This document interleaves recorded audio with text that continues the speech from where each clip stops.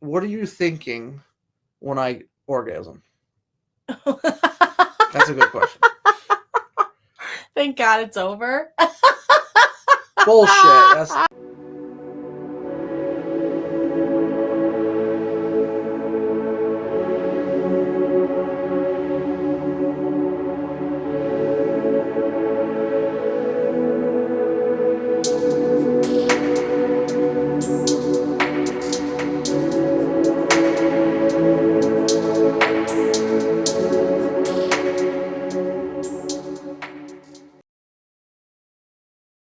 You keep yawning, I'm going to shove one of my dildos up your mouth.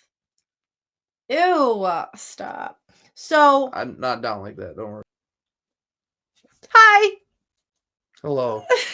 This is my boyfriend and I have a crush on him. That's me. Yeah. I'm Trevor. Welcome back to Talking About the Taboo, you fuckers. He's communicating. Happy Valentine's Day week. I don't know when this will be produced. There's a situation with CapCut right now, so please bear with me. I have a penis. You do. It's a really big one. I can almost. What? Can you imagine that? Man, that's a conversation right there. Can you suck your own dick? Would you do it? Cheers to that.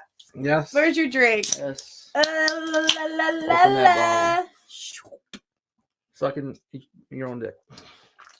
You know how old that Bud Light is? What? That Bud Light I've had for so long, like probably over 2 years. It's still good? Yeah. Happy fucking Valentine's Day week. I have not gotten to have my boyfriend on the show, so, I talk about him all the time. This episode really is to move into our relationship and how our relationship is a very sex positive approach. It's a focused, we actually look to better ourselves, and we thought that us coming together on here would be a really good opportunity to discuss the similar things that maybe you guys have been going through versus what we may have gone through ourselves. And not that we're professionals of any sort. I mean, maybe I am a little bit, but a little. But I think us as a couple, we really communicate fairly well. I mean, we have our ups and downs, but I thought that coming on here and discussing what we have been through, and it's definitely a story, was worth a share. What do you think? I'm excited. You're excited? Yeah, it's a lot of history to untangle. Yeah. But we like talking about it, We do. We talk about it a lot. Yeah, it helps our relationship, just yeah, overviewing, understanding what we've been through, and just decompressing all of it. And it's just a fun story that a lot of people don't have, and it's nice to be able to express that with others. The ups and the downs, and that's why it's called Love on the Rocks. So without further ado, you ready to get into it? Let's Give me a kissy poo. Let's do it. Give me a kissy poo. Give me a kiss. Oh, just kiss him. Mwah.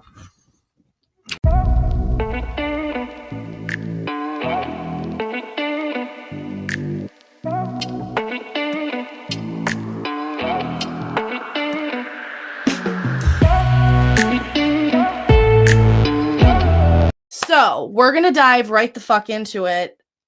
We have known each other for how long, Trevor? 10 years? Oh, 11 years. Yeah. So how did we meet? We're going to go into that story. He gets so emotional too because 11 years. It's been so long, and we met when we were teenagers. Yep, 16 and 14. Yes. So we met at a camp called Cradle Beach. Cradle Beach Camp. 10 minutes down the road. Is it really 10 minutes? Something Are like you that. sure? It's pretty close. I don't think it's 10 minutes away, but we do live currently now on a beach together, so that's like super funny. That's like super ironic. It feels like a movie. I tell you that all the time. Life is a movie. Is it like a Hannah Montana song? If he was a movie, yes, you'd be the right guy, and I'd be the best friend. Yep. You fall in love with in the end. Okay, yeah. Sorry. Yeah. Squirrel.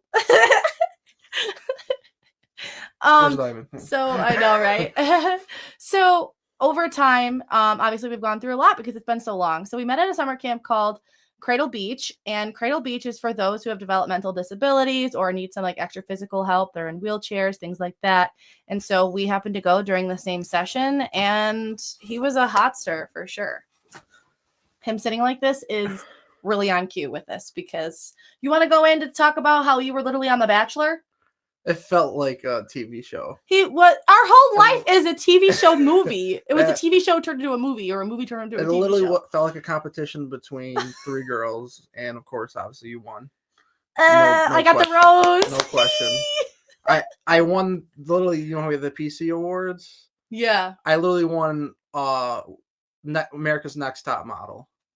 And I am now dating America's Next Top Model. Yeah, that didn't go so well, but hey, what do you mean? He's sexy. We're working. He has confidence. We'll get into that. He needs better confidence. It's not about confidence. I feel like it's my job cocky. I'm just not cocky. It's not being cocky to be confident. I'm confident. People take it wrong as cockiness. That's their problem, not mine. I'm talking about the moment of it, though. More. Yeah, that was kind of at that time. Yeah, I'm not here to be a model. Yeah, because at the camp we were young, and there was like a lot of like muck. Like we were PCs, which what's that acronym for? Personal computer. Pioneer camper. No, you were the pioneer camper. Pioneer camper, and you were helping out those individuals with developmental disabilities and or physical needs. And so we ended up being. He was like on the boy cabin, and I was a girl cabin. So we were both PCs. We would do serve together, which is so funny. Yep, serve, clean, and then we would hang campers, out. Yeah, the events, they had everything. Yeah, for a camp that's meant for those, those type of facilities and help special needs kids and stuff like that. It was very so fun. Yeah, like you felt welcomed. Yeah, it was really welcome. It's kind of changed over time now. Yeah, we don't know. I would love to go visit there sometime. Yeah, we got it. Yeah, because this place probably has changed since we've been there. Not to be that whole that's back in my day, but like older you get. He's such an old soul too. So yeah, he was on The Bachelor, and there was some competition. Talk about the competition, like I said. Go into it, dude. Well, it's don't say names. Right. So it was 3 girls. 2 A's, 1 N. Yes. And no, A, C, and an N. Yeah, it's been so long, but yeah. It's so hard to talk about. It's so long ago. Give me. Okay. I gotta so give me into it. You gotta give me into it. This is long ago. I don't know how to say it. Oh my god. So essentially, I won The Bachelor. He had some other girls that were attracted to him, and they're one by the name of A and the other one by the name of C, and of course the third person, which ideally wasn't even part of the options, I was just the winner at the beginning, was me. Okay, these individual girls just were very cocky. Like they were very, for me, what I saw in the girls' cabin, very full of themselves, just weren't my vibe, and they were vibing with him, which made me upset. So I did my job. The drama of it. Yeah, it was so much drama. It got worse at the end, but it happened like every other camp session I was there. It would always be the last 3 days. Just in general, though, with males and females, the last 3 days they really try to split the males and females apart. Because it got real. So essentially, I at lunch one day took his hat or something. Yes. And the backwards hat. I wish you were wearing it right now. Oh my god, this man, the backwards hat effect is a fucking thing. So sexy, so hot. I'm 14 years old at this time, a hornball. Okay, literally, I wasn't really horny, but like the hormones haven't developed yet. I was having a major crush on this man. Still have a major crush on this man, and so I felt like I was. You too, though. It wasn't like I didn't know that. I didn't feel that at all until the pool. Until the pool. So oh god, this other girl took the hat from me when it was in the cabin and like wore it the next day. Then I got like ripped off of my hat. I don't know. It was a kind of a confusing, slippery slope there, and it's very blurry. But anyways, the other girl just like I can tell that he wasn't really vibing with too much, but he would still stay cordial with her. Well, me being creative and really good at what I do, I wrote him a song. Duh. Oh my god, that was. Yeah. So then the other girl. But I love that stuff. And she was under the impression that most guys, which maybe could be true, could not be, but for me particularly, I like that stuff. That shows that you care, that you're sweet, you're considerate, you actually want to be with me, and not just a normal, boring, type of crush at the time that turned into what it is now. Exactly. So I made the right decision, apparently, because he's sitting right fucking next to me however many years fucking later. So I wrote the song. They found out about it. They started making a rumor about it. He found out. They thought that it would like ruin my chances. Well, that was false. Then the last 3 days, like he said, got like drama fested or whatever. And they separated all of us. I remember there was one time where we were like napping next to each other. Yeah, in the PC house, yeah. PC Playhouse. Like we like were flirting, and I was doing my due diligence. I won that Bachelor and that rose like with flying colors. Then there was a day in the pool. Go ahead. So the day in the pool, what I remember, we were just playing around with the other campers or people that were in the pool with us at the time. And so we decided to make like a little whirlpool. But in order to make a whirlpool, a bunch of people have to go around in a circle, to create that thing. So because we had people in the middle so they can have fun and stuff like that, and just the feeling of the water and stuff. So you got to hold hands so you don't break out, you go. And I knew Natalie was there. She was part of it. And I don't think I was next to you at the time. I actually scooched myself next to you from what I remember. And then we started, and I hold your hand. And now I didn't hold her hand like this. I hold her hand like that. Yeah, and that was it. And butterflies. I did like the smooth motion too. I didn't go in like this. Yeah. I said. Yeah, he like I caressed. Fingers like up like a slow motion movement. Butterflies. My pussy throbbed. I knew that was gonna send her flying because the way she holds all her motion in her facial expressions. Yes. So even if she thinks she's hiding, she's not. She can't. This girl has been unfiltered since she went out the womb. All right. Ask her mother. Trust me, she knows that there is no filter on this girl. You cannot hide. She cannot hide her emotions at all. I can't. It gets in the way professionally. But I like that. I know. I get. But you're as an adult, you obviously know when it's okay not to do stuff. But when it comes to things that normal people don't, do, you do because you don't give a fuck. Yeah, that's fucking true. I really don't give a fuck. I'm blunt. I don't care. And that's what makes me indifferent, and that's what had me win the game. Like it really was because that's unique. Yeah. And I'm not saying I'm like something special. Yes, he is. I'm just saying that yes, he is. What I see in her is how I mentally think is probably more expressive and more emotional than most other men. So that began something amazing. And of course, eventually we had to go home. And the 10 days ended. Oh my gosh. I told my mom that I wrote a song. She cried in the car. Like she's like, I'm never going to see him again. It was just a summer thing. It was the best summer ever. Yeah, I really liked it. Now it's over. The biggest crush I've ever had in my life was on this man. And I am with this man. So that does not tell you. So then, I tell him a white lie in a conversation before we leave that he's going to Kingdom Bound. He said he's going to Kingdom Bound. We gotta talk about this girl's pizzazz. What was called maneuverment into getting. I slid into those DMs. Yeah, because we were young. I didn't have a car yet. We had to rely on our parents for transportation. 14 and 16. And her mom didn't really want her to date at all. My mom.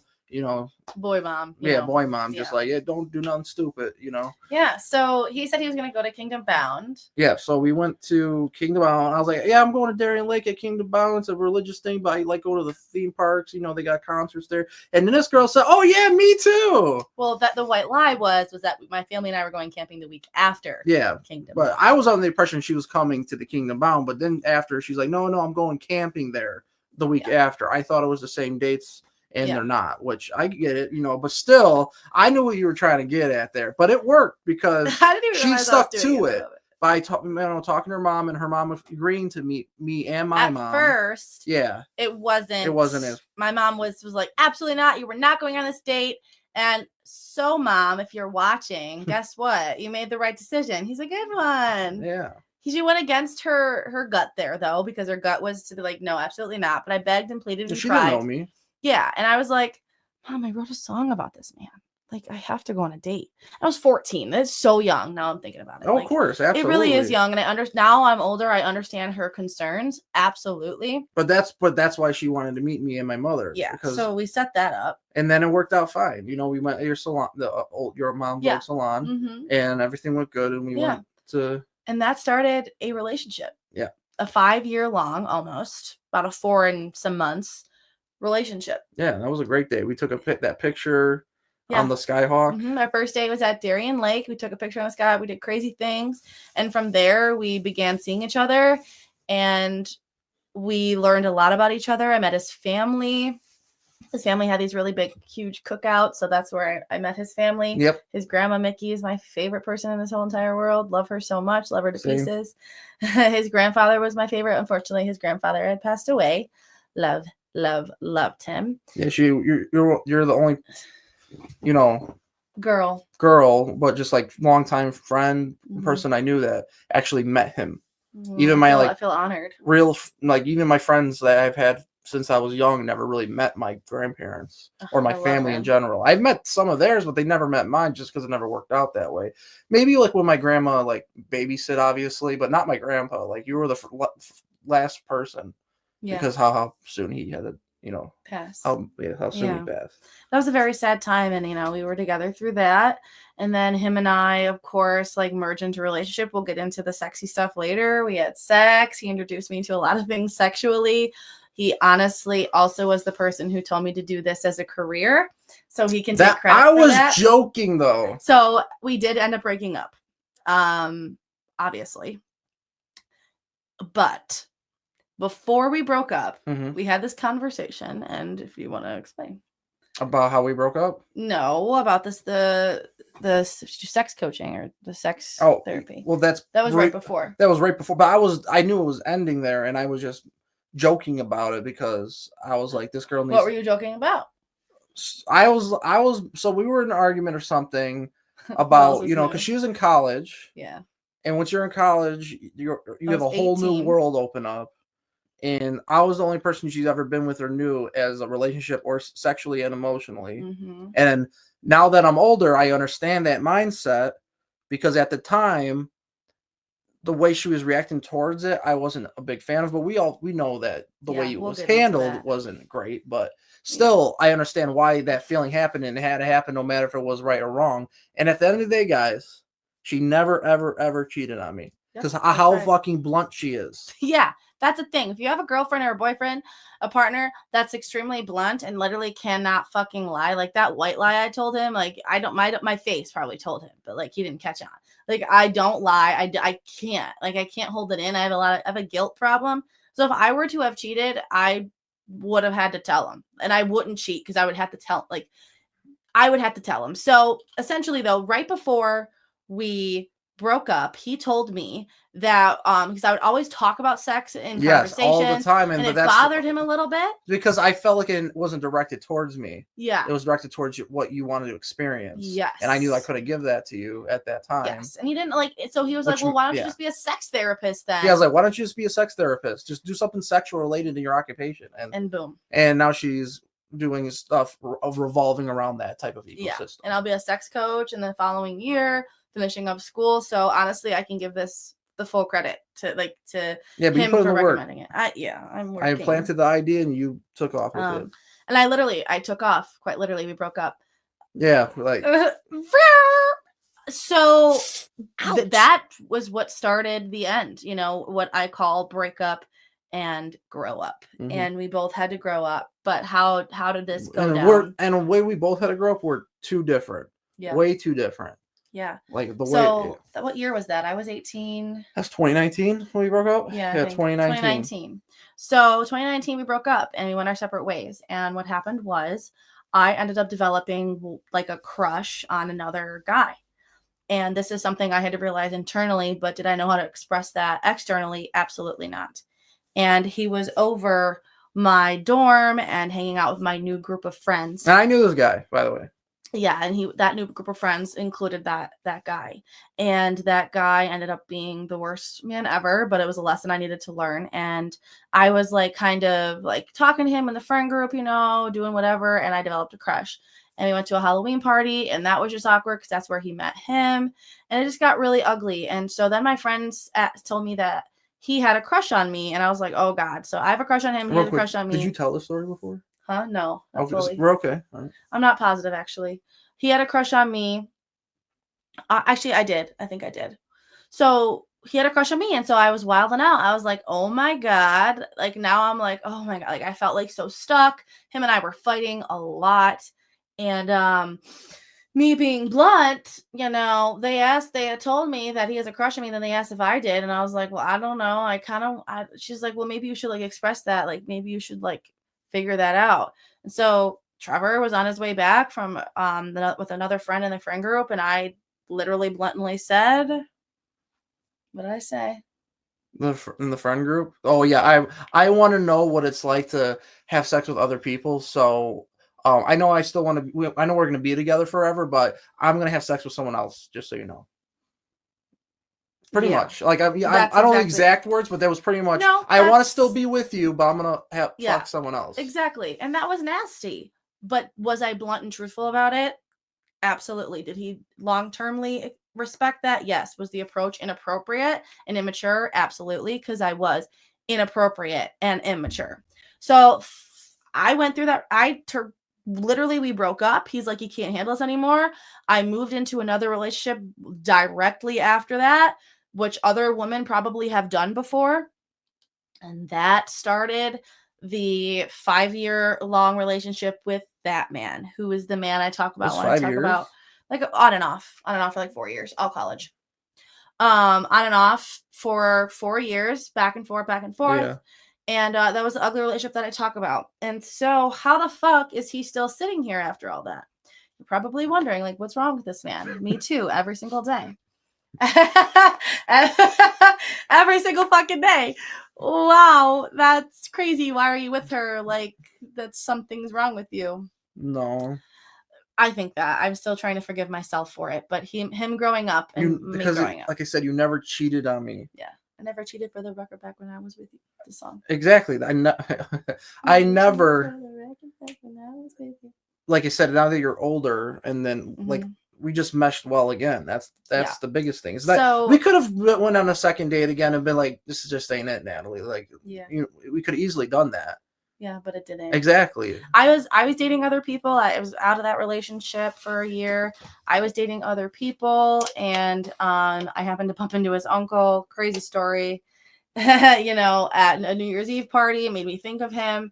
And so I tried to text him, but I blocked him. So she blocked me. Yeah. And she couldn't text me because I think I blocked you still, but without realizing it. Yeah. And then your mom texted me, said, "Hey, said, hey, something happened with your uncle. She wants to know is everything okay?" Yeah. And I said, "Why are you texting me?" Yeah. She said, "Oh, Nelly just wants to know." I was like, "Tell her to text me." Yeah. So he's like, I don't know. He said, "Tell her I don't hate her." Yeah, tell her I don't hate her. She can text me. So I tried to, but then my mom, she blocked you. Can you text her on this? Yeah. So I unblocked her, this and that. We figured it out. But yeah, and Instagram fucking started the shit. And that is, we went on a date. We went to Inchin's and we talked for 2.5 hours that night. And then that's what it started. I dropped all my hoes. I dropped all my hoes for him. I had no hoes. Yeah, no hoes. I dropped all my hoes for him. I was just seeing a guy kind of at the time fading out. He was very much like my ex. I was like, oh my God, no. Thank God my Lord and Savior came, Trevor, and we began a relationship. And that was a year ago. Yeah, when Inchin's moon. Yeah. And so in that breakup and grow up, we learned a lot about ourselves, a lot about, forgiving myself, forgiving me. We talked about, that was probably the most important conversation you could have when you start a relationship, is understanding, especially in our circumstance, our past and how it leads us to where we're at now. Yeah. Because I could have at least said, "Oh, I'm doing the same thing, I got nothing going on, or I hate my life, or I'd just be super depressed." And we didn't go backwards, we went forward. Yeah, she caught me at the perfect time too. Yeah, I don't know what kind of magical witch powers this girl has, but she came at the perfect time where I'm able to actually have a girlfriend, because I used to live with my mom because she's disabled. He's only 26. I'm only 26. She's disabled. I had to take care of her. I was still in college. No jobs were hiring. It was after all this COVID nonsense. And being a kid out of college, nobody wants to hire you. They want you to have 8 years experience at 21. You know, it's like ridiculous. Yeah, they want you. Yeah, you'll be 40 years old starting at 22 an hour. I know. For a job that requires 8 to 12 years of degree. I'm like, I'm not doing that. You have to know someone. You got to networking is huge when it comes to that type of opportunities, and I don't have that because COVID. Yeah. I had 2 internships. They were good, but the companies that I worked for, I'm not gonna say who, but were treated like 18-year-old roundhouses, like frat houses, and they're multi-billion-dollar companies getting treated poorly, and I just didn't know what I wanted to do. So, but I caught him at the time where he was placed into a good position. He was in a good company that he's still in. He had just bought this house that's on the water, and so I came to look at it for the first time, and we just saw a video of me secretly showing my friends his house. Yeah, and I was like, I can't wait to finally make this place like a little bit more, you know. I to give it some color. I don't know, something. And style. he ended up saying that this is I give you the empty canvas. Yeah, canvas you decorate. Yeah, because I'm not a very creative person. I am artly creative. Like I have certain things that I'm good creative with. But we moved really fast, though, and I would like to point that out is that we had history. So understand that it was a year ago that we did get back together, and of course we've had our spats, which we will get into. Things have come up, past things have come up. We're also adults who are both working a lot and have a lot of struggles and miscommunications, and we're trying to melt through those. But we did move really fast, and so I know other relationships have that time, and like I was wondering if you have anything to say about that for other relationships that do have that really fast turnaround, and what you think, because I know we had history, but our situation is a little different. We're like, you mean like just being in any relationship the first time, or if you're going with what do you think that transitionary period should be, if there even needs to be one? So do you think that we moved? Do you think we moved fast? Yeah, but we had history. Right. Okay. So what if they were just like friends? Just normal relationship, getting back together. Like moving in, or how? I'm saying in general, just a relationship in general. How soon do you think? So like we're boyfriend and girlfriend. How soon do you think they should move in? Okay, move in. That's 2 different. Okay. Like, what do you think is the trajectory of the proper amount of time to make that step? I think 1 to 3 years. Really? Yes. Depending on, no matter what age. I mean, every situation is different, so I can't really say for sure, but I would say 1 to 3 years. Why do you say that? Because after our 1 year mark, both times, I can tell if we can stay together for a while. Right. Because after a year, you pretty much the honeymoon phase. I would say wait until the honeymoon phase is over. Which isn't necessarily just a year. Sometimes exactly, it can for a while or very short. Especially if you're long distance, you don't see each other. Yeah, which I do not agree with long distance. Period. But that's another conversation. Yeah, for sure. I second that for sure. I just think that's pointless. You might as well just get an OnlyFans model. It's you're either being catfished or she's dogging another dude, or her. I'm sorry, it's the truth. Him or her. It's not male or female. So you have, if they're long distance. I think there's a statistic out there. There's a good percentage amount of people that are in long term end up cheating on one another. Yeah, they lack that emotion. I talk about that on one of my episodes. How like it lacks the intimacy, the touch, the back and forthness, the need for a relationship to thrive. Yes. So then you think there needs to be at least 1 to 3 years, and to get out of I would say honeymoon phase. Yeah. They need to be out of the honeymoon phase.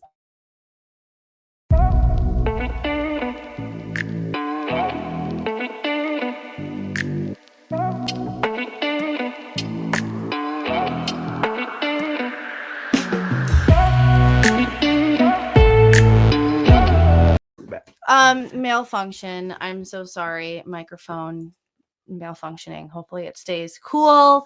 Oh, that's gonna be a bitch. Stand it out. The mic needs Viagra. He needs the blue chew. That chocolate, sexual chocolate. What the fuck? You never heard of sexual chocolate? Yes, I have. Okay. The aphrodisiac. Yeah, that's what. But that's not Viagra. That doesn't help you stay hard. I mean, I'm just saying anything that arouses the microphone to stay on. My voice can arouse it real good. Yeah, Daddy. Okay, that's why I got the dick to hide on how hard I am right now. See, he's smiling just like my real penis is. My balls are a little bit bigger than this, though. I will Oh say my that. gosh. Big balls save lives. So I think I kind of second that. I second that, the fact that maybe that honeymoon phase to be over, to move in, and we moved really fast. So I just kind of wanted to talk about that. Right. But I also kind of want to move into how we now are in a domesticated relationship, living together, and we never lived together before. We never did. We were going to, but I was so immature and my situation didn't really allow me to. Yeah, he's the real definition of right person, wrong time. The real definition of that is us. Yeah, 1000%. You know, the crazy thing, the last time we saw each other, this witch that has superpowers literally said, "Oh, you never know what might happen in the future." You know, very jokingly, but serious. We're in the future. Yeah, and now we're back together. We're in the future. He said witch, by the way. He didn't say bitch. Witch, good witch. I'm a good witch, not a bad witch. Yeah, like bewitched. So yeah, we definitely had to adjust. There was a lot of adjustments, and a part of those adjustments were miscommunications. So as you know by the title, I wanted to discuss some common miscommunications that him and I have had. So we're definitely going to go into some depths of despair here, but it's worth it for the plot. The plot. So we have had communication problems, intimacy issues. We were balancing personal and relationship needs. A lot of that. Why are you looking at my? Oh, I'm sorry. Personal and relationship. Yeah, he's a Snoop. Relationship needs. So I kind of wanted to get into one thing that we communicated about, and I've seen this a lot on Reddit. As you guys know, I'm on relationship advice, sex advice, things like that. So we are going to have some Reddit stories today, as always. But one of the things him and I have had troubles with is our communication styles. And our communication styles is like that comments like the logical emotion or that bullshit. But one of the things was literally the lack of engagement. So for example, he is talking about past communication. I'm talking about now, like in the past too. Yeah, in general. So currently, there is times where I'm expecting him to pay attention when he's in the middle of doing something. That is a direct problem for my patience. So that quite literally is my problem. Him on the other hand, he's in the middle of doing something. He's not good at multitasking at all. If I'm focused on something, I'm focused on that. Move closer to the mic, honey bunches. I might do what? Yeah. So. Yeah. Oh, now I'm pussy throbbing. Oh. My pussy's throbbing too. So I expect him to just listen when he's in the middle of doing something, and that causes a problem when you are then like, I'm trying to listen. So especially when I'm overheightened or I'm really overstimulated. Focus on something. Yeah. And so I expect him to just listen to, and subconsciously, of course, I expect him to just listen to me in the middle of him doing something. And I think that's my impatience and my selfishness kind of coming at play here. And so we've kind of had to discuss like, hey, when I'm doing something and you need to give me a minute. He will try to listen, but you're not going to, I've understood. If you want his full attention, you need to ask for his full attention. And you need to make sure he is done doing that task. And doing it at an appropriate time. Yeah, timing, tone, and turf. I say that all the fucking time. Sex with Emily taught me that. And that is something I will stick to. There is a time for it, there's a tone for it, and there's a turf for it. Meaning when, like where you do it. So where, when, unless it's an emergency that requires immediate, Yeah, which is another thing. Like I thought that me missing a birth control pill that was a water pill was an emergency during the Bills game. No, you took 2. Yeah, I took 2. Something like that. Someone by birth control. That could have waited after the game. And that started a huge argument. So that is, again, communication styles and the lack of understanding for his communication style and like attention span. It literally, relationships literally go down to the bare minimum of understanding their attention, especially span. during the certain things that I like. I'm like I told you, I'm straight up with you. I'm a huge Bills fan. It gets I'm a everyone. Bills fan too. Go But Bills. I'm a crazy autistic Bills fan. Like a lot of people are. But when I'm in a Bills game, ain't nothing but Bills going on. It is football. And once that game's over and I calm down after 10 minutes, then I'm back to normal. In the past, when we were younger, though, he would cancel plans for football. He would rearrange plans for football, and that really irritated the living fucking shit out of me. He would watch the game in the middle of us trying to like explore Letchworth, and you know it. And so that became a problem. Now, though, I try not to have things on Bills games, but if we do, I'm more. And that's kind of come up, right? We're now merged into this adulthood of our relationship. And some things are like, bro, you're still fucking crazy over this. You're still doing this.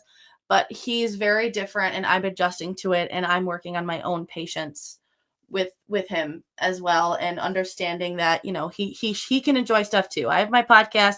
He has his Bills. And I think we've come to that understanding. But it was ugly getting there. And that is something that I need to work on, is approaching, you know, a discussion rather than an argument. Right.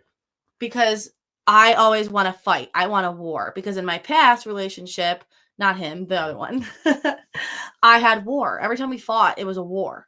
We were both very heightened emotioned people, and he's not. So I'm expecting something that I'm not getting. So I'm also like gouging him we balance each other out a lot. Do. But the negative parts of balance each other is that when she has her highs and I don't match that energy, you're like confused. Yeah, I was talking about that with Sarah last week, and how, you know, we both, you know, share that, is that her boyfriend also doesn't get to that point, and she wants to play the victim because she's always played that. That's the play that we've always played. So playing another role is just confusing. Like, what do you mean we're neutral? What do you mean we're understanding?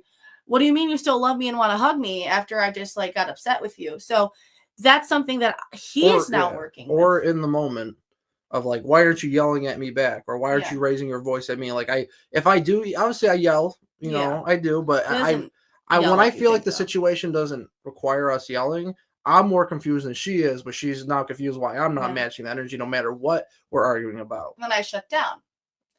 For certain things. Sometimes I shut down, or I get here, and then I go back down to here, and there's no more talking. Yeah, but the good thing about us now that we're older is that when we used to fight in the past because we were younger, either me or you, doesn't matter, we would let it linger on for days. You know, days. Because we had that separation, though. Like, we didn't live together. We didn't live together. We didn't see each other every day, which you think would be better because we want to see each other more. But the biggest problem in a relationship at the end is you'll start to notice, and probably a lot of couples' experiences too, is that when we're not together, oh, I want to see you so bad. Oh, I can't wait to fuck you, blah, blah, blah. You know, I want to see you. I can't wait. We're going to have so much fun. And then we do see each other. And then it's like, oh, well, that's not, we're back to arguing or not really wanting to see each other. Like, we're not enjoying the time together. And I think that's something that maybe, you know, the viewers can kind of look into, is that if you're in that kind of rut of your relationship, sometimes relationships do have ruts. But if it's like kind of really starting to affect you and your enjoyment, and you're not really enjoying time with your partner, even if like you have bad days, and you need to have both bad days and good days. But if there are a lot more bad days, it's definitely something that you should look into. Well, and you got to be okay with being boring at times. Yeah, that roommate phase, even though you don't live together, but like you got to have, and that's the importance of having your good, healthy friend group, which we have now. Hobbies, you know, defining, even if you don't know exactly your pure hobby, you find out throughout your entire life. Yeah. You know, but if you don't have those two things, you're so reliant on one another that when it doesn't become, oh, this person's not giving me what I need, that's when it really becomes bad, because you have no one else to, like, oh, Trevor's not. Natalie's not doing this for me, or I'm like, oh, I want to go hang with my friends because I want something, you know, to do something different. Though, what I've learned, there is always going to be someone better, right?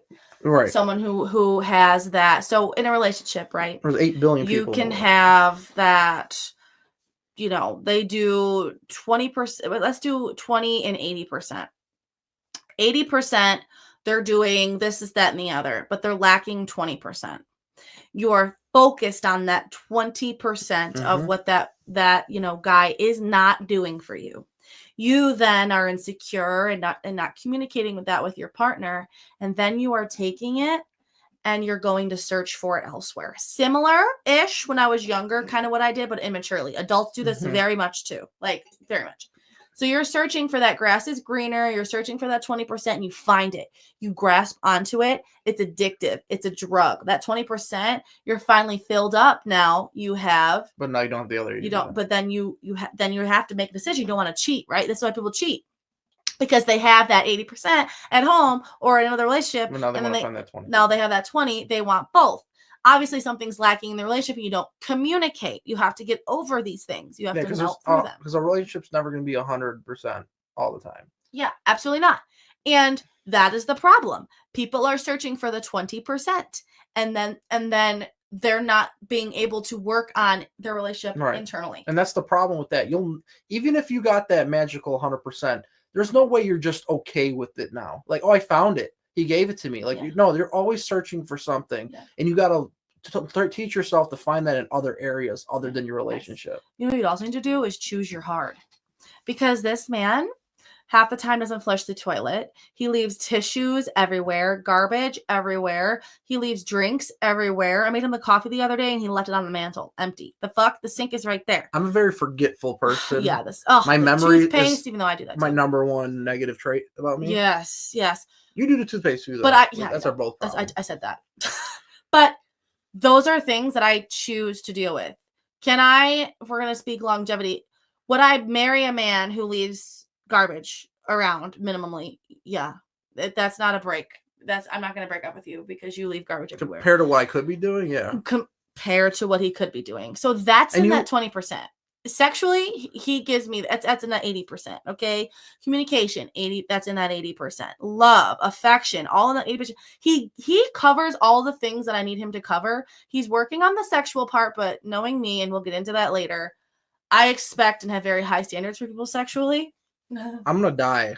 Her sexual energy can't compete with any girl. Yeah. But that's why I won. But that goes back to the beginning of that too, of like why we broke up and what you needed to learn. Yeah. Is that you probably wouldn't be saying all this if we stayed together.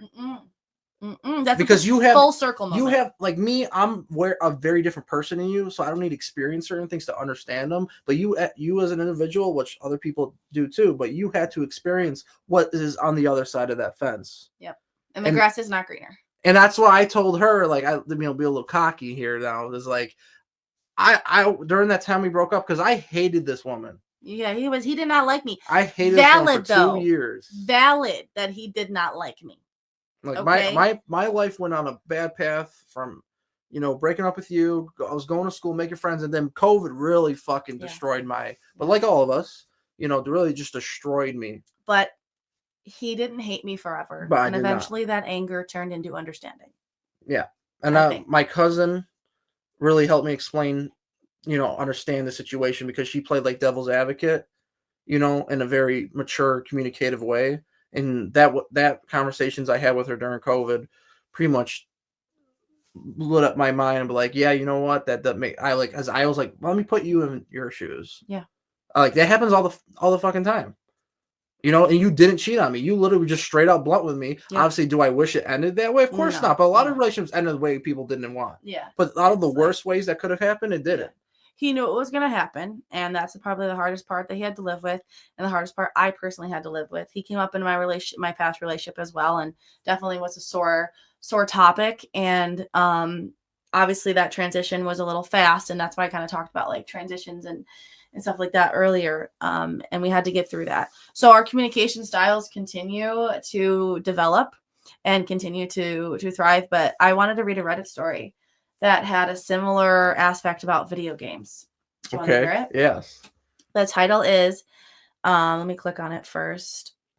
Am I, 24 female, wasting my time with my partner, my gamer boyfriend, 28 male? It's close to us. Huh? That's close. Yeah, it is. So I'm 24 actually. I do like video games. I'm a big gamer. He does. He's a video gamer. It's my second favorite hobby other than football. And that is something that I know other relationships have problems Which with. most men probably are gamers, 80%, 70% Girls of too, men. girls too. Girls now too, yes. Girls now too. Girls always.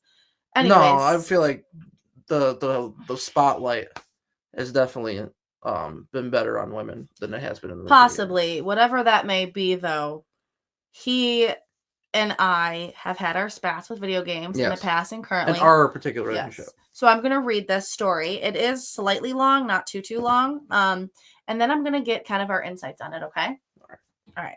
So this is from subreddit Relationship Advice. I've been with my boyfriend for about 3 years. We met through mutual friends, and at first, everything was great. He was sweet, brought me flowers. We had a lot in common, especially gaming. A few months into our relationship, he moved in with me after being kicked out by his ex. They were separated but still living together because they hadn't gone through the divorce yet. I'm going to give up I'm going to let you explain it, but anytime I hear a red X or something that's a red flag, I'm just going to give an X for you, okay? That way I don't interrupt you. And he needed a place to stay. Things started off fine, but over time, he stopped helping with cleaning. I didn't mind at first since I enjoyed it, but it became overwhelming. I ended up doing his laundry, cleaning up after him, and handling all the household responsibilities while he gamed. Before we moved into our house, I lived in an apartment.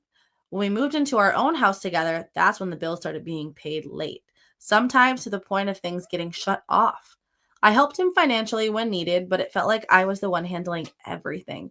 He only had 2 main responsibilities: paying bills. I paid for groceries, household things, and helped pay the rent, and taking out the trash, but neither was getting done. He'd game for hours, then sleep until it was time to go back to work, leaving me to do everything else. Did he work? I don't know. I will figure that out. Okay. When I tried to talk to him about things like sharing something I liked or telling him a story, he'd ignore me. I'd ask, "Hey, are you listening to me?" And he'd either say he was in the middle of reading something or that it was his ADHD affecting his attention. It felt like he'd pay attention to his gaming friends, but that included girls, but not me. You game with girls? Anyways.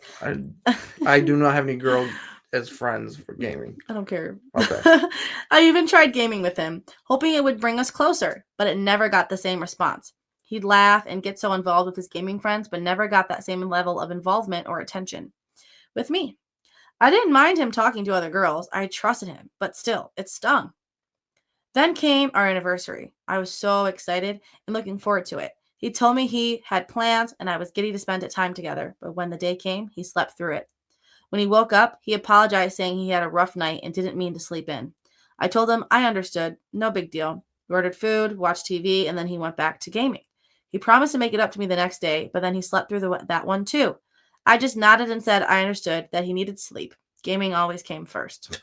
I've brought up my concerns, but he says gaming helps him unwind. When I jokingly said he liked his gaming buddies more than me, he got really defensive, saying, "I don't find that funny at all." It felt like a punch to the gut. I feel like I'm wasting my time. We've never had major arguments, but I'm just at loss for what to do now. There's some conversations in there that we've had, for yeah, sure. But that's how pretty much I was back then. Yeah.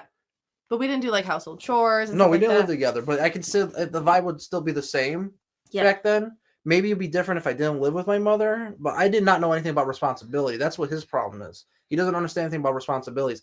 I game a lot, especially during the, winter months, during the summer, not as much, but I have responsibilities that I fulfill, either to you or the house that I live in. Yeah. I don't know anything about him having a job, so I'm going to say he doesn't have a job because he got kicked out of his girlfriend's house. Well, I know, but it says that, I pay for groceries, so he had to pay the bills. So he had to be making some type of income. Okay. Of some sort. It was his time to unwind too, that he wanted to say, like, I get that, but they're, again, responsibilities. Like, unwinding is still a reward as an adult. Yeah, I feel like if he does work, he can't handle work and the relationship. He can only handle himself. Household responsibilities. Yeah, he can only handle himself and household responsibilities in the house if he does work. Yeah. I feel like if you work, you can handle another thing, but if you don't work, you don't handle nothing. Yeah. And as for him sleeping through the anniversary, so let's talk about that. I'm bringing that up because this year we were really, really busy and we kind of both forgot our anniversaries. I remembered first. Well, hang on though. I'm not being mean to you. But we both forgot. You could vape, my love. Okay, I didn't know if it. We both forgot. But I remembered first. It was after a cruise, and it was a crazy vacation, and I was really upset because he ended up going to a casino on the cruise at midnight, and it was just like really unsettling Don't ever take feeling. me to a casino. Don't do it. Unsettling feeling, and we had to work through that. I communicated to him that it really upset me, and he made efforts to fix it. Where this guy did not do any efforts to fix it. He would say he would say he would, and did not. Actions speak louder than words. Yeah, because she knows that I thought she was upset because I went to the casino and I didn't tell her I was going to the casino. But it was on the basis of that, and also it was our anniversary. Yes, and I kind of remember it as I got more into it. But I felt so bad after. I know, because I did not fight my way out of it. I was like, I truly forgot. And he got, what he did the next day? He sent me an edible arrangement at work. And it was so sweet. I made him a little poster board of our year and pictures. And that's how we fix that problem. And getting through problems. And the consolation of that is we did go on a cruise pretty much. Yeah. And we would celebrate our anniversary and her birthday because they had a nice restaurant there. So effort. So effort. I still personally believe I would not have forgot if we didn't go on that cruise. Yeah. But there's so many years to come. We've had a billion anniversaries. Yeah, it's not like we haven't been together before. Our real anniversary is July 23rd because that's the date that we got together. That's a celebrated day. Yeah, no. Yeah. But our back together anniversary is January 12th, which is my birthday month. So it's a month full of exciting always things. January, huh? Mm-hmm. So that is something that we were able to push through. It seems like this gentleman, not even a gentleman, this boy has no respect for anything that she's talking about. He says clearly in here that she says that he ignores me and she goes, "Hey, are you listening to me?" That goes back to the conversation when I expect him to listen to me when he's in the middle of doing something. You know what would have made this? I love Reddit stories. If you can hear his side of it and you could compare how he thinks versus how she thinks about it. Because since he's not able to defend himself, even though I think he's still wrong, would be very cool. Yeah, that's what updates are for on Reddit. Sometimes there's updates. Yeah, like I said, I get the moral of the story. Yeah. Because that's posted 1 hour ago. Really? No way. 1 hour ago. Yeah. I just found it today, guys. I was just really? Scrolling just on like Reddit. That. Wow, that's a good story because that does pertain to our past relationship. Yeah, I just found this today. So it's only 1 hour ago. So there's obviously no updates or anything like that. But this story really does pertain to a situation that we had, like the part where she goes, "Are you listening to me?" Yeah. I have done that when he's in the middle of doing something. I've gotten upset. This is where you have to be like, okay, like, give him a minute. If he still isn't listening to you, like, there's too many chances. There is a time where it's too much. He will let me finish this round. Let me finish this game, and then I'll talk to you. I'm impatient, so I'm like, "Are you done yet? Yeah, because when it comes to online games, you can't pause it. You can't pause online games like Call of Duty, 2K, or Madden. I don't play Madden as much, but 2K you can't because it's a live game and you can't pause it. What about the fact that he talks about ADHD affecting his attention? Because that's something you struggle with. I mean, we all have some type of attention deficit. And so you don't think that's an excuse? I don't think depend. How often are you using it? Like I said, you have to more to the story. You have to relate it to everything that's going on. Yeah. It sounds like a lot of issues. Like, yeah, I may play video games too much, but it's not like I'm letting it affect my personal life. Like, I take care of the house. I still spend time with you. Yeah. Do we have disagreements on how much time we spend on each other, this and that, or what is? Yeah. Of course, quality time versus what you think is quality time versus what I think is quality. Again, we work through them. These are things that other people go through, and it ends up being a huger argument because no one knows what point of view they're trying to come from. Especially when that hobby is not your hobby. Yes, I'm getting into gaming. I'm starting to play Pally on Animal Crossing, and I really, really like Animal Crossing. He gave me because we're in the winter here. It's boring. Yeah. We can't do that much sometimes, and we work. You work 2 jobs. I work a second shift job. Do I? Yeah. I try. He does. Anyways, the comments say he's not your boyfriend, he's your child. Do you want to date your child? No. If you're taking care, like me, I would never expect you to do my laundry. Fuck no. I'm not having you. I'm not expecting you to do nothing, really. It says if you don't like how the relationship makes you feel and there's no reason to think that will change, then yes, you're wasting your time.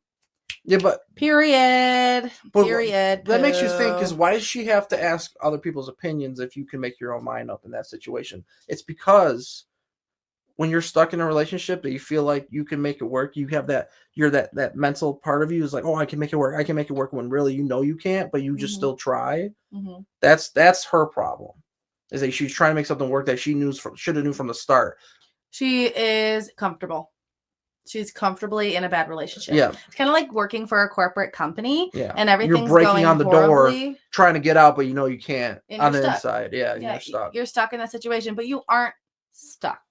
Your brain convinces you that you are stuck and you can't leave, and it can get better. But when you are constantly doing all of the work and, again, not getting paid for it with the attention, like it literally a corporate company, if you're not getting the compensation for doing the things that you're going above and beyond for, and it's like you doing the work of 5, you should get PTO for that. You know what I mean? I'll take Christy's PTO too, please, because I'm doing her job as well. You are playing the part of both dynamics partners in the relationship. You can't do it all, sister. Even if you want to do it all, I want to do it all. Of course, like I also enjoy cleaning, like what she said. But again, if he didn't do anything, then I'd be pissed. For example, I am more in depth with detail. I'm more in depth with the cleaning. I've taught him a few things about cleaning. I get upset for him not knowing, but then I come back from him, I'm like, okay, he just needs to learn. He's also 26, living this life for the first time too. So I'm just trying to help him out without getting frustrated. We're working on that. So we have these communication things that we've set in place. And you're more hyper aware than other people are, because I have a job where I go into 3 to 5 people's houses a day, if not more. And you would want to burn half of the people's houses down. And I've met people that are good looking, bad looking, well dressed, respectable people, and then you get into their home, you're like, what the fuck is this? Like, you look like you are the richest man in the world, and I see your house, it looks like crap. I was like, that makes me feel better about my house, the way I lived my life before she moved in. Yes, am I very perfect? Clean. He's very clean. He is very clean. Like, that's why I don't know if you were starting going around the idea of me comparing, but I compare because I want to measure up on how well I'm doing. Yeah. His thing, I think I talked about it earlier, was the comparison thing. He likes to compare. That is how he does things. Other people's relationships are like this and mine's like this, so I'm doing something right. Other people's houses are like this and mine's like this, so I'm doing something right. He's not judging them per se, maybe a little bit with the messy part. Judging. But it's also like a positive judgment, because it's like on myself. Yeah, you know what I mean? So it's not coming from like a negative point of view. Yeah, not negative, but it is judgy, but it's not negative towards other people. He never will say it to them. Yeah, I'm not going to tell them how. I'm not. It's not my life. He doesn't live like that. So in the house now, we've been living together for a while, not a year yet, but we've been living together for quite a bit. And we have these communication styles that if the dishwasher is somewhat open, that means it's clean. Yeah. And you got the magnet. Yeah. And I have the magnet that says clean. You can like unload me, or we're sorry. I'm sorry. We're dirty. And he'll know. Usually if it's dirty, it's closed. That is something we had to set up, because I was getting a little, I'm like, dude, like I told you to unload the dishwasher. So since I don't need it done right there and then, is that an emergency? No. I flip the sign and make sure it's clean when I start the dishwasher. When it's done, I open it up and I leave it. They'll air dry a little bit because our dishwasher sucks. They'll air dry and he will get to it. And he's been sticking to that. Suck. Yeah, I know. He's been sticking to it. I also address other needs in the relationship, maybe not pertaining to cleaning, but when it comes to affection, she was lacking affection. What did I ask for? I asked my partner that I said, I want more flowers. Right. In the beginning, when we were first together, I said, I want flowers. That's something that I brought up. I know it's kind of like, cliche. And it's like, wow, like you want flowers. Like every girl asks for that. What we're asking for is the attention to detail. What we're asking for is to be recognized. What we're asking for is to see if you listen to what we were saying and you take our feelings into account. Because we do all this stuff for you and then blah, blah, blah. So he did not get me flowers right there and then, but he surprised me later, a couple weeks later, when I kind of almost forgot. And he has now still continued to do that. Got me flowers for my birthday. He got me flowers for Easter. Show my appreciation for you. Yeah. He helps me. He helps me financially. He helps me emotionally. He helps me physically. He helps. Well, we're going to get into that. He helps me out so fucking much. And that is where I know he's showing me affection. So there's never been a problem when it comes to, I think, the both of us showing each other that we love each other. Even when I get upset with you, you know I still love you, right? Yes. And do I love you enough? Yes. Because that goes back to the thing we were talking about earlier with when we were younger, you would be mad for multiple days. Mm-hmm. But now when we have arguments, we're usually fine the next day. Yeah. And we talk about it. Exactly. Sometimes we settle it that night.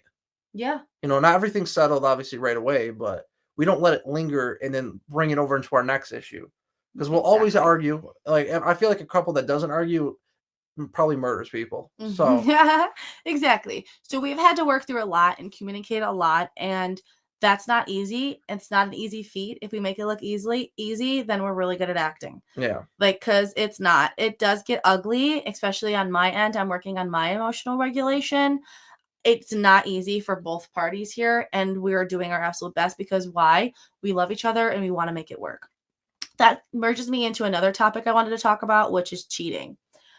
So there's this Reddit story, again, very short Reddit story that I wanted to read. And the title is, Am I the Asshole for Hiding from My Boyfriend When He Got Home? So this kind of goes into the idea of trust issues. So am I the asshole for hiding when my boyfriend arrived home? So my boyfriend has a habit of not letting me know when he's going to be home late. We have been living together for the last 3 years, and it has been a reoccurring problem where he will go for drinks after work or be working late and he won't let me know. Usually I start calling like 1 to 2 hours in to know if he's all right, but it somehow always results in us fighting. He's really conflict avoidant and will shift blame to anything other than himself, and I have ADHD and can be really aggressive in those instances. Those fights usually leave me feeling pretty bad about myself because I know he doesn't take criticism well when he already blames himself, and so it doesn't feel right mothering him. I was determined not to make this into an argument today, so I made myself a little sleeping nook under my office table and waited for him. It's 3 a.m., and he just arrived home. I got a whole 5 minutes of chuckles when he searched for me. When he found me, he was a little upset because he thought that I had been kidnapped because my brother, who visited me that evening, had left the doors unlocked. I feel such a sense of justice right now, but am I the asshole for it? He's kind of moping on the sofa right now. He did apologize in the end, but only after I told him that it wasn't right what he did. So should I apologize tomorrow for my actions? So she hid from him because I think she wanted to know, this story is kind of confusing, but like she wanted to know like if he was like maybe like when he was going to come home, or like make it seem like she wasn't home, like to try to make him feel bad, like, oh, like you want to leave me and not come back until 3 a.m. Like he'll go to work, she says, and then go out for drinks, and work ends at like what, 5, 6 o'clock sometimes. You go out for drinks, you're not coming home at 3 a.m. What is he doing from that time to time? So the comments are, this ain't sustainable long-term, cut your losses. Speaking from experience, if your significant other gets mad at you when they are over an hour late simply because you are checking in on them, they aren't just going out for drinks. You are wrecking their lie. This isn't even saying they are cheating. The fact that they are constantly doing it and get mad at you for checking in, they are doing something they don't want you to know about. Do you think he's cheating? Do I think he's cheating? Mm-hmm. I feel like a lot of guys do that, so it's like a 50-50. Okay. And do you think that she's wrong for hiding and playing like a little game? Without communicating with him? I guess. So we don't even know if she actually had conversations. Well, she does. She does communicate. She asks saying, where are you? What's up? What are you doing? Like, why are you late? Like when you're over an hour late after the time you come home, I call you. Did you get upset at me for doing that? No, because I'm mentally stable. I don't have... So the close to the mic, maybe. So the problem with most of these type of stories that you're, the two that you read, yeah, they're related to lack of responsibility for your partner and the house and unhealthy hobbies. Yeah. No, not unhealthy. Gaming's not unhealthy. It can't. Any hobby can get unhealthy. Yeah, I agree. Drinking at a bar is supposed to be, a fun time, but you do it every day, a week. That's unhealthy. And also, are you communicating that to your partner that is home with you? Like, hey, like we are going out for drinks. Do you want to come by one night? Like, even offering that. Like, what about that? Well, yeah, but at that point, I don't see it being unhealthy because you're communicating. Yeah, but they should be doing that, but he's not doing that. Exactly, so it's unhealthy. Okay, so was she in the wrong for doing that? For hiding from him? Yeah. I don't really know. So he got really mad at her for hiding because he got scared that she was going to be kidnapped, but she wanted to see if like he was going to like bring somebody home or like notice that she was gone at all, because when he gets home, yeah, give her that's attention. Why. I mean, so she's not wrong. I guess I just feel like you should leave you're staying in a relationship that's not sustainable. So it's not even about the fact that whether she's right or wrong. It's just like, bro, why are you doing that to begin with? Yeah. Like, he's obviously doing this. Yeah, Maybe that's they not have going to history change. that we don't know But about. yeah, it's like, yeah, exactly. We don't know the full story. We don't hear his side of it. We don't know how long this is. It's hard to really judge someone when you don't get the full picture. It's important to be a devil's advocate in these situations with Reddit, because a lot of the time Reddit goes, break up, divorce, leave him, or leave her. It's like, you don't know the details, and that's what updates are for. There is no update with this story at all. There's nothing. It was posted 8 days ago. Yeah. There's no update. There's a bunch of different like comments. Yeah, there's a whole bunch of opinions about things, about the ADHD thing, just about like him being a child. Yeah.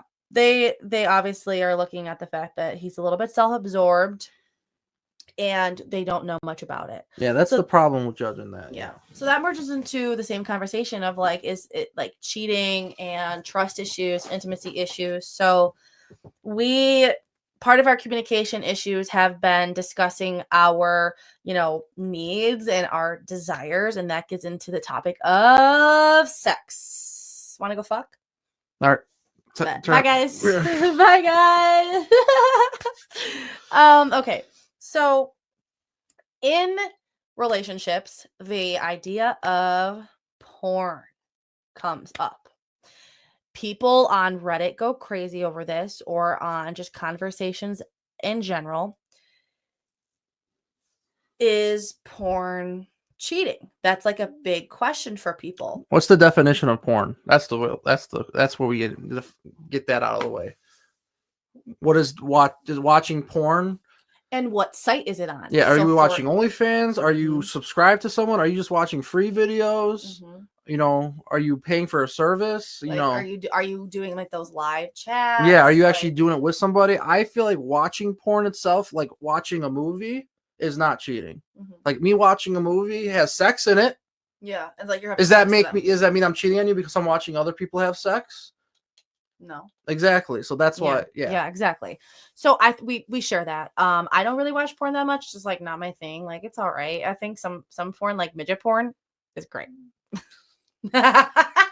Midget porn? I'm kidding, y'all. I'm totally kidding.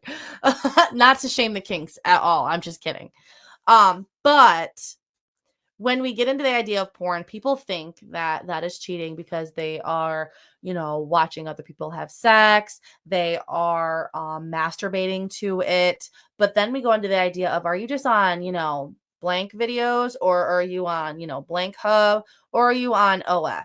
Because which one is it? Because OF, you are cheating. If you subscribe to another woman's page and it's live, interactive, like real life type of shit where this person is posting every day, and I'm talking like, you interact, you have to pay for it.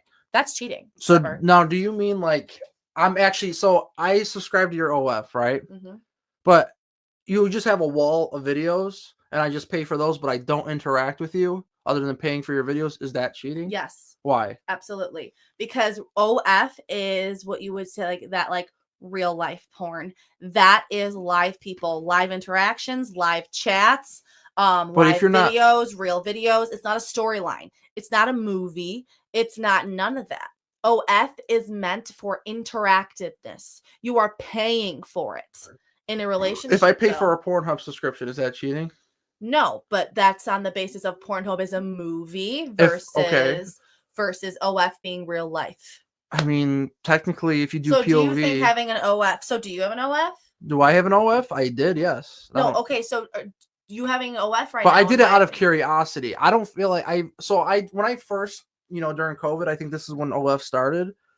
Okay, but the topic is OF cheating? I think yes. I think no, if you're not interacting with the person. Really? Yes. So you really? Yes. You are interacting with them by having a subscription per month. I have a subscription. If I have a subscription to Pornhub. This is real life people, real life chats. They're going to text you. They're going to call you. They do live. They go live and everything like that. Them. Yeah, I think we're going to agree to disagree on that fact because OF is absolutely cheating. That is, again, your opinion, which is warranted. But if you have OF with me, that will be a problem for sure. That's not okay for me. You don't have No, right? I don't have OF. Yeah, but like you can watch. See, this is real life communicating. This is real life communicating. Why I think that's why OF is stupid to begin with, and why it's the whole purpose of OF is to deem on the financial struggles of mostly men that are either really old or easily manipulated. Financial dominance. Yeah, so that's why I feel like those people that do actually subscribe to OF, it is cheating because you can have no self-control when it comes to your money.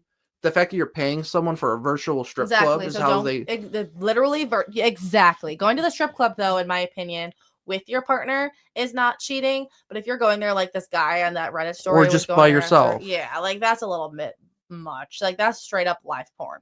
They're not showing vajayjays, but like you could peek through the see-through undies. Like there's the vajayjay. So I think kind of him and I agree to disagree, but also agree on that basis. But I don't think OF point blank period is not a porn site. No, it's not. That's what I thought it was. And it's not. It's not a porn site. And if it's not a porn site, it's cheating. To me. But yeah, because this can be different. They have paywalls, right? You do $5, $10, whatever they say a month. Yep. And then there's another paywall that actually access the video, which is 10 times more pricey. Yeah. So when we weren't together, obviously, like he was going OF and doing whatever he had to do to get his, dick sucked or fucked or by his hand, whatever the fuck it may be, whatever his fleshlight, which he's tried a fleshlight. Don't recommend. Yeah. So he tried a fleshlight, guys. We can kind of get into that because I can't recommend toys. So you don't recommend the fleshlight. Not for me. Okay. So it just didn't. What was wrong with it? Too sensitive. It's way too sensitive. What do you mean? It just there didn't feel like you had no control over how you could feel.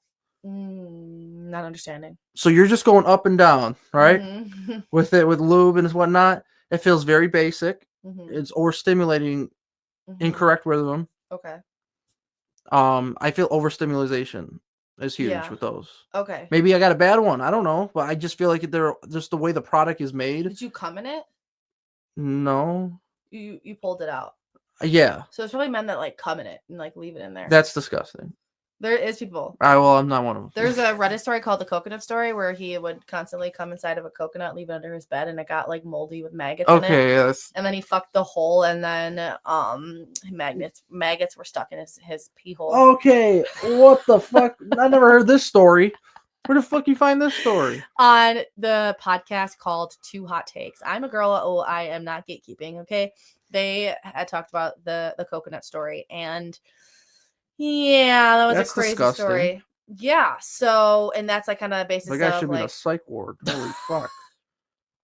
But like fucking a coconut, ow! Fucking a coconut, coming in it, leaving it under your bed, fucking it again. Now you have a fucking infection with maggots. No, like he came in it like plenty of times, but like it's a coconut, so it's food. So like probably over a course of a year, I think it was, he was just coming in the same coconut. That's why you washed it out. And the comments were like people were trying it out, and people were doing watermelons and what is wrong? Whatever, people are people. I'm not gonna judge. Yeah, so like that's why I asked, like maybe there's better options to use rather than a fucking coconut. There's better option. So do you think that a pocket pussy is better than a coconut? I don't know why I have to answer that. I think that's a given. But nothing's better to do my good old left hand. That's all I'm saying. So that's the thing. Like we just like really lively communicated about the fact that what this means, what that means. In my anger state, I could have been, what the fuck? Like, you have an OnlyFans, you're cheating on me, you're doing this, you're doing other, like, you don't fucking think like me, fuck you. Mm-hmm. Mind you, I can get upset like that, but we can come down from it. We just communicated healthily there. There's that. He doesn't have an OF, so OF account, so we're fine. He used to. Okay, cool. I like, you know what I mean? So it all is okay, and we figured it out from there. That's on the basis of, is porn cheating? Porn that you don't have to pay for, in my opinion, and that's on like, Pornhub or everything like that. No, you do with what you will. But then, how much is too much? That's another question. How much is fucking too much? If you were watching porn every fucking day, every hour, every time you need to have sex, you're watching porn, or every time you need to masturbate, you're watching porn. And then how about when you are having sex, if you're addicted to taking videos of it, if you have to take a video of it, or if like things like that, like that's a conversation that we need to have there, sir. He's smirking. What? Why are you smirking? Because I want to be a porn star. So at the beginning, he was like really wanted to take videos.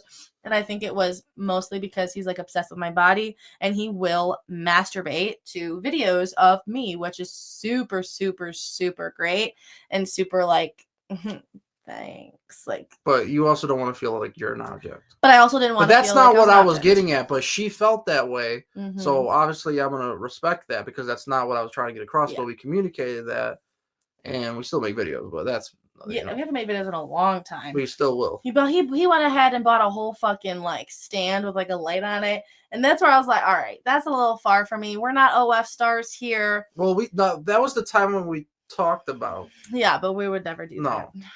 Never.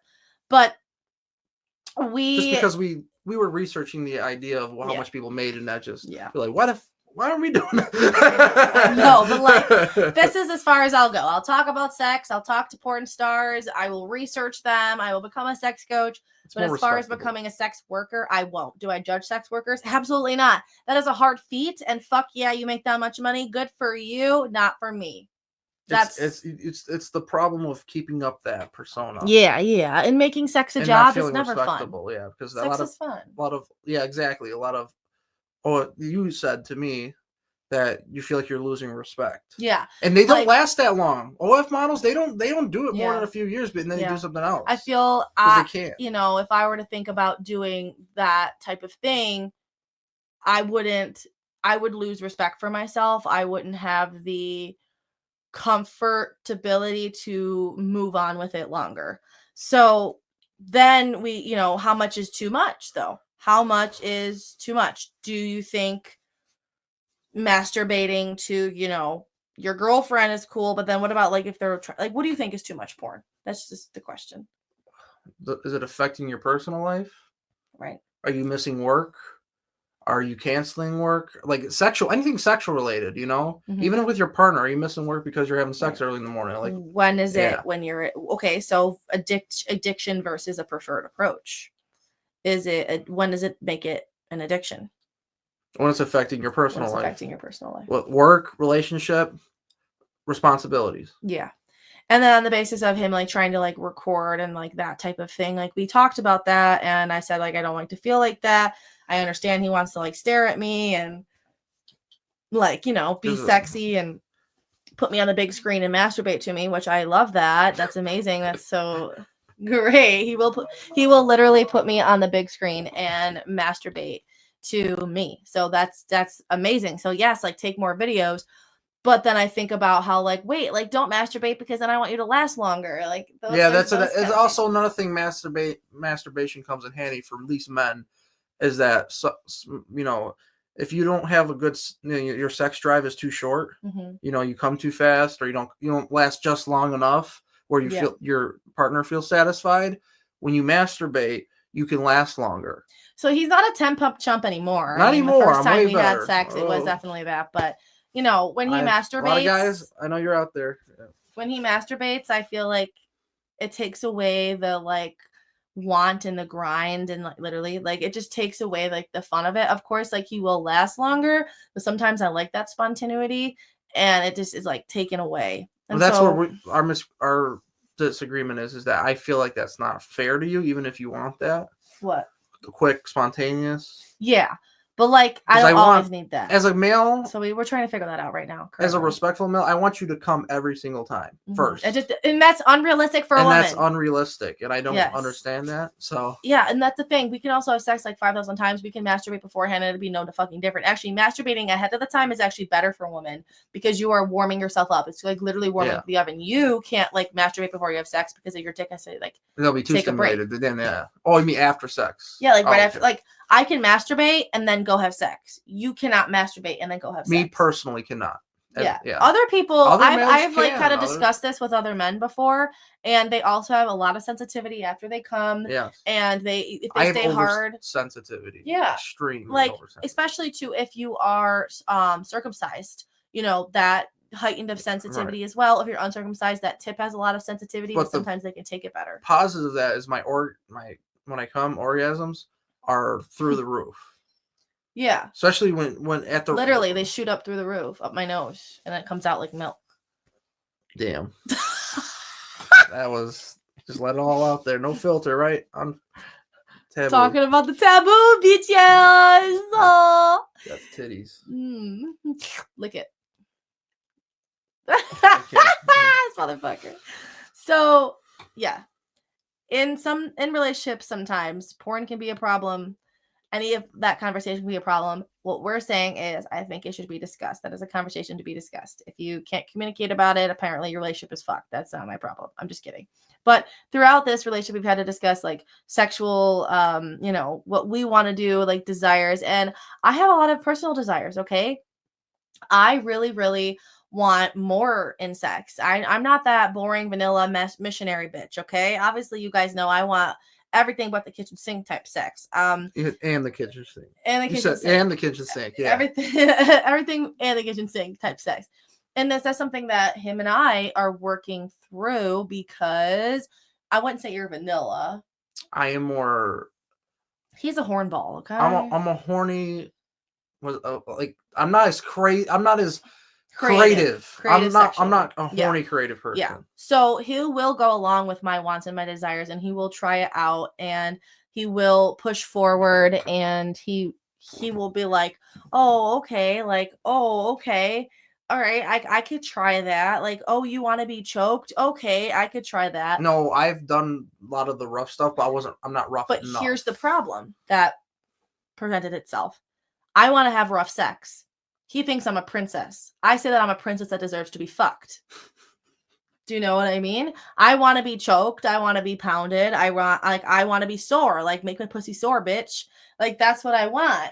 He thought that, like, no, I don't want to hurt you. No, bitch, you are not hurting me. Like, you're supposed to coddle me afterwards. Like, pretty girls and good girls deserve both. All right? We do. And that's something we were trying to discuss. Yeah, but there's a fine line between don't hurt me, but make my pussy sore. Some people like pain, though. Yeah, I like give slight pain. Oh, yeah. But when I pain without like, love, if I go too deep, pain can't get it really hurts you. Yeah. So lately, I've been kind of having some pelvic problems, which is something I want to discuss with my gynecologist. But certain positions have been hurting me a little bit. But I do like out rough. I like to be bit. I like my hair to be pulled, like things like that. Also like to do it. Yeah. To the other partner, which I'm working on. I don't do it too rough with him anymore. That's something that we've communicated. Like, you can't, no hickeys, none of that. Well, that's but professionalism. Yeah. But I pull his hair. You pull my hair. You getting hard? I'm thinking. So things like he chokes me. I'm working on choking him. I don't know. It just like feels weird to choke. To choke him, but I've even gone as far as spanking him with the paddle. Like, he's like, was not a fan. He didn't like it, but he's willing to try out or a foot anything job. For me. So, you hear me? What? Or a foot job? Yeah, I've given him a foot job before. It wasn't his thing, but we are open to trying anything, and I think anybody in a relationship should also be open to trying. Absolutely. This girl loves teasing me. I love teasing. I love edging. You're my sex slave. Yeah, I'm her little sex slave. And I wanted to talk about too, like the shame behind that. All of us have kinks, and sometimes in the beginning he was like, well, like that's because you're in a toxic relationship that you want to be fucked. Yeah, most likely, because our internal desires, which is something that I will go into in a separate episode, our core desires have a lot to do with what we went through traumatically, and now we've gained agency in it, and that's why I want to be fucked so fucking hard and then coddled afterwards, because that's something that I didn't have. So then I want to talk about too is like how sex toys are your ally and not your enemy. In the beginning you kind of thought that they were your enemy, so talk about that. Well, if I can't do it for you, why does a toy have to? That's the mindset most men have as well. Yeah. How did you fix that? just accepting it, I guess. God, talk more in depth about that. I don't know. It's just like more of understanding your body, I guess, that you need that certain sensation. Yeah. Because, well, I think it's more realizing women are very difficult to orgasm. You know, sure, you can have a good sex sesh, you know, but you may not you didn't get to your full potential of that type of experience or orgasm that you wanted. Did you hear what he just said? Yeah. That he realizes that we can never get to that like full potential, and that is exactly it. So I was discovering vibrators. I like to use vibrators and add sex toys into the bedroom. And you communicated that with me versus just not. Yeah. Your shirt. I was going to shake your hand. Yeah. No, I thought you were gonna give me a high five. Oh. That you communicate with me and then you just have normal sex with me and not enjoy it and just feel then like break up with him because you never communicated exactly what you wanted sometimes. And that's a good thing that you also are okay with, you know, doing normal sex and toys. You don't need toys all the time. Exactly. You need to like express what you need. Men especially are not mind readers, but nobody is a mind reader. Your partner is not going to read your mind. What you want versus not want or you want more of needs to be addressed. Is it scary? Absolutely. Does it need to be a competition had to be had? Yes. It's like having an argument and never talking about it. Some people have a lot of comfortability talking about sex. It's so taboo for them. They won't discuss it in a relationship. They'll act it out. They'll act it out and have sex and just go through the normal moves of it, that sexual script. They won't. I know that's mind-boggling to you because we have such open conversations around sex. There's so many relationships out there that don't. There are so many. Well, thank God I don't have to deal with that. I know. And it's not rare, but it's rare, especially nowadays. It's coming more like about, but we're so open about it. Not everybody is. So make sure you talk about it. Be open about it. Don't make it so taboo. And, coming here and hearing how we approach things can help you, then I'm glad I did something for you.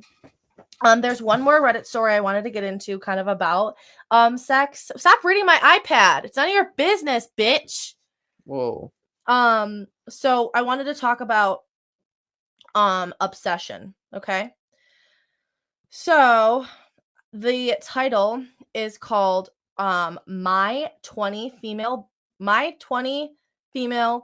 Boyfriend, 19 male, is obsessed with boobs and won't leave them alone. Advice. So I know this is like such a silly old title, but this is actually kind of a conversation. Stop reading it. Well, I want to read it. I want to see it. No. So this is a short one, guys. I know it's been a minute. I, 20 female, have been with my boyfriend, 19 male, for 3.5 years. We have definitely had our ups and downs and quite a bit of problems. One of the biggest being he's insanely obsessed with my boobs and body in general. It just makes me uncomfortable. There are definitely times where I don't mind, but if I do, he acts weird, gets on his phone, gets quiet. He will also say things like, "You don't love me." He says it's a joke, but then he acts weird, so I start to think about it. He always wants to touch them, lay on them, kiss, etc. It's been like this since probably 1.5 years into our relationship. We've had numerous talks about this, and I tell him if he's doing something, to stop. He'll listen when I say stop, but then 10 minutes later, he's trying something again. I really love him, and I just don't know where to go from here. It has been to the point where I only feel like he wants me around to have boobs and sex. He's also the same about sex, kind of the same attitude a little bit. He makes me feel bad about saying no, so I just don't know if this is normal or I'm overreacting, but it's just like, does it feel right? So this one really got me thinking, like, you are obsessed with my body. But that is another thing. People who can't take that much obsession will take it as a cringe and they'll be icked out by it. Yeah, but she's saying he's not doing it in other parts of the relationship. She feels like she just wants her for... But do you think that's her fault or his? I mean, a mixture, of course. Again, we don't know. Yeah, but I love your body all the time and I do it. Yeah, but sometimes I'm like, boy, back off, but... Yeah, but do I ever give off that vibe that that's all I want you for? Do I give off that vibe? No, but sometimes I'm like, I feel like you only want me for sex. Like, that came to the conversation of, like, videotaping during sex and, like, being like, oh, my God, like, this would be amazing content, whatever. Yeah, but that was during that time of our... But, like, he seems to really, like be obsessed with her body, and I don't think he expresses that he loves her. Yeah, so it's a communication issue. Like, this man calls me a goddess, fills me up. Like, we don't have to have sex every time he fills me up, even though I'm like, no sex right now. He's like, no, I know. I just want to like literally worship your body. And that's not something that in the past I thought that was just too much. Like, I was like, what the fuck is this man doing? It is not too much, guys. It is not too much. You want the obsession. I'd rather had the obsessed guy than the guy who is like that video game guy who doesn't do shit at all. So I kind of wanted to bring this story into the picture because sometimes people will take it like those icks or like cringe. You just got to find the person that wants you the way you want them. Yeah. Because there you go. That's it. You don't even say anything more. You need to find the person that literally, what did you just say? Repeat that. You want to find the person that wants you the way that you want them. Yeah. Yeah. One of the comments says, the problem isn't his obsession with your boobs. It's the lack of respect for you and your willingness to manipulate you with the crap like you don't love me. So that conversation too came up. Was like, oh, you don't love me. Like if you don't understand that, allow me to like touch you type of thing. So he claimed that she doesn't love him because she won't allow him to touch his boobs. I'm like, the fuck? You keep yelling, I'm going to shove one of my dildos up your mouth. Ew, stop. So I'm not down like that. Don't worry. So how I want to finish. Oh my God, I can't. Okay, yeah, but the last thing I want to talk about is kind of like a fun little segment that is going to be called like the Clit Communicate. So we're going to just basically just do kind of like rapid questions. And one of my rapid questions for you, and you get to ask me a return rapid question, is what's your favorite sex position with me and why? No filter? Yeah. My favorite sex position. That's a hardie. I probably like when you ride. Yeah. When you ride me and you bounce that ass. This girl can move that shit like no other. I just like the way I can feel you and see you. Mm-hmm. See, he thinks I'm a goddess. And hear you and you whisper in my ear and you do, you know. That's my favorite position. It just is. Hell yeah. Okay. And then my second favorite position is when you're laying down, you got your leg up. Yeah. So from behind but laying down flat on your back on one leg up, so my butt just like bounces. So across. I like one back, one front, you know. That's amazing. Okay, what's your question for me? Question for you. This has to be sex related. Sex related. Okay, thank you. All right. I gotta give him a topic, otherwise he's gonna be like, "What direction do I go here?" I don't know if you explained this before, but how big is too big and how small is too small? Oh my God! Of course, he asked about size. Size does not matter. Bullshit. Performance does. Bullshit. Okay, so if you have a teeny weeny tiny dick, there are still things you can do. There's penis pumps. There is cock rings to help the girl out, but it is unfortunately a little bit harder, and there's more things you got to discuss. And your partner needs to be willing to maneuver outside of that norm sexually, right? So no, size does not matter, and yes, performance does, and willingness to attempt other things. There is a such thing as too big. There's dildos that I have that are like, I can never fit the whole thing into me, which is super intimidating. Other women really like those monstrous cocks. Like, they like that. For me, I do not. It is so based on your vaginal canal, your comfortability, and you will have like some cramps. Like, what you want is how you want it. My size range is like 6 to 7. Higher than that, I am quite uncomfortable. I feel like I'm internally bleeding. Like, that's why men are so, I don't know why men are so obsessed with that size factor. I think it's like a societal thing. It's a dominant thing. Yeah, it is. Mine's bigger than yours. That's been since the beginning of time. Yeah, and I don't know. Financially, sexually. We'll be going into the history of sex on another episode. Thank you to my friends who recommended that. So yeah, I don't think size matters at all, dude. To a point. Yeah. To a point. Too big is a thing. Too small, yes, it is a thing. But you have to work with it. And that's just something. That's why people invent these toys, these things like penis pumps and pills like Viagra and lots of other pills that I'm going to learn about as I go on with my career and start school and stuff like that. I'll learn medications that there is to recommend. So yeah, not at all. Okay, so second question then is going to be, what is your favorite feature about me? Favorite feature? Mm-hmm. But does this have to be sexual? No. Any feature? Mm-hmm. Is this appearance or personality? Anything. Feature. I just love that you're honest. Yeah. Like your number one thing I always go back to if you want just overall is you're just honest. Okay. Those beautiful eyes, your flowy hair. Thank you. Your sexual aura you give off every time I'm around you. You're no filter. It's like I can't do just one. That's not fair. Okay. All right. Next for your question. Quick question. So, what is your favorite color? I hate you. Oh no. Do you want me to answer the same question I asked you? Yeah, because I have another one I want to ask. Go ahead. Go ask it. Okay. So, what are you thinking when I orgasm? That's a good question. Thank God it's over. Bullshit. No, for real. Maybe sometimes. I think about, I'm like, oh shit, that felt so good. And I like smirk and smile. But sometimes I'm like, all right, now I don't have to get dirty the rest of the night. I can get in my comfy PJs. It's time for movies or food. Or it's time for cuddles. Oh, now I get to talk with you. There's a lot of like, ooh, what's next? When I come or okay. When you're done coming, I'm like, I feel such a sense of relievement. If I didn't come too, I even feel relieved because we had sex. It felt really, really good. I feel good. And I'm in a relationship, especially if we have aftercare, things like that. I know that that's coming and I coming. So I think, I do think, thank God it's over, but not in the wrong way. Like I want to continue sometimes. Like, oh, I would have wanted more of that. Oh, I'm going to have cramps later. Oh, fuck. Like he needs to clean me. Like he cleans me up after sex, which is amazing, which is a part of aftercare. So that's what I think. Okay. Good. Did that answer? Yes. Is that a good? Yes. I started off like, you're like, what? No way. Okay. So is it over? The last thing, obviously, we need to do is the sex toy of the week. All right. Let's try it out. No. Oh, that's not what happened. The sex toy he got me for Christmas. Tried it out. Oh. Yeah, he tried it out and then he gave it to me. So this is a vibrator. Of course, you guys know I love vibrators. This is not a vibrator where it's like this does not go in you. And I will pull up a picture up here, but it's like a little lips and you can hear it. It's like this kind of lips that go, so it vibrates the top of your clit and it kind of pushes up in there. Like literally similar to sideways lips on your vagina. Yeah, like push it up in there, baby. So do you remember how much this was? No.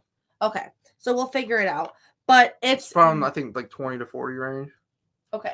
It's honestly amazing. If you just like kind of like that feeling of the vibration right there, it's got an easy handle. If you just kind of hold it there and just like feel, I just love just sitting there. He'll tell you like after sex sometimes I will come and I will just still want that vibration on there. It just feels so good. And that's relates to how I've been able to discover my body. I didn't discover it until this year, by the way, guys. Your bean works. That my bean does work, literally. So I just wanted to mention that I didn't discover it until this year, and that sex is honestly an exploration. Relationships are an exploration. Which goes back to how simplistic men are versus how complex women are. Yeah, it's outrageous. And that's fucking well said. On top of all the other things women have to deal with. Yeah. Thank you for coming on my podcast. Absolutely, this is great. I give this man so much credit. He got me the sign above me. Even down to the plant that's right next to me is his.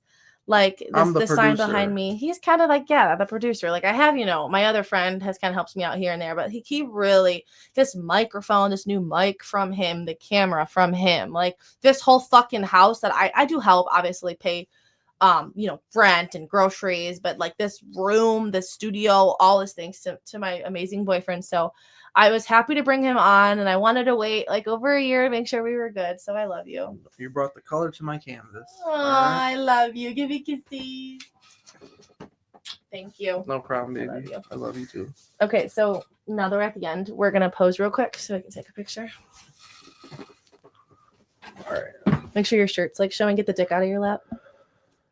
Get the dick out of your lap. The dick out my lap. Okay. Right there. Because my jaw is broken.